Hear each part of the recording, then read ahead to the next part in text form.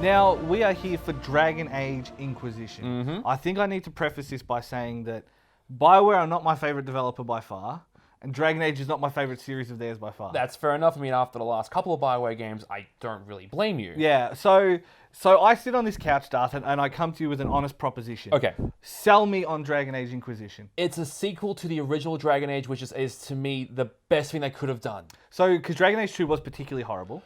Yes. So, and then there are people who stick up for it. It's just one of those situations. But what does Dragon Age Inquisition do that I'm going to care about? So it's a system. It has a system where it makes all your choices matter. Like in the original Dragon Age, you could make a choice and people would agree and disagree on it. Yeah. If people disagreed on the too little, they would either straight out fight you and you'd kill them and they would be out from the game permanently, or they just straight up leave. Okay. And it makes your choices matter. That's back in now, and I think it's the best thing they could have done. Because that was always one of my problems with Mass Effect is they say that the choices matter, but they really don't, besides like maybe a 10-second clip. Oh, you saved the Rachni Queen?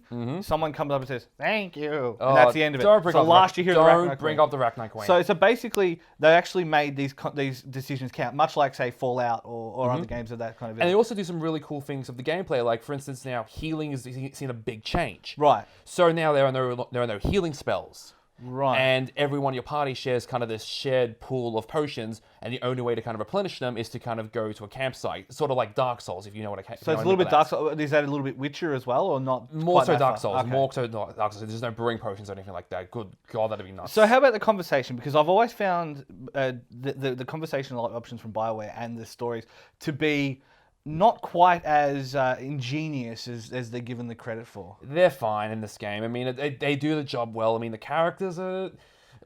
They bring back the two best characters from Dragon Age 2, and it's probably the best thing they could have done, but the new characters, some work, some don't work. It's just... potato. So basically, it's a BioWare RPG that follows their kind of standard fighting formula. Like the fighting's been changed except for the healing. Right. You can play it as a tactical kind of turn-based strategy game if you wish to play that way, but there's no real punishment or kind of advantage for doing it. So it basically comes down to how much I'm going to invest in the consequences of my actions. Yes. And I guess the characters. Yes. And so if I'm not going to do either of those, is it still worth recommending? Look, I think it's a good game. I think it's a game that I'm going to stick with until Witcher 3 comes out. Yeah. So I think it's worth checking out. It's probably it's the best thing BioWare have done in a long time. So that's a big call. So the best, genuinely, you think the best thing that BioWare have done? It's the one BioWare game I've enjoyed the most since the original Dragon Age, way back in 2009. Oh God, it's amazing to think how long ago that was. Yep.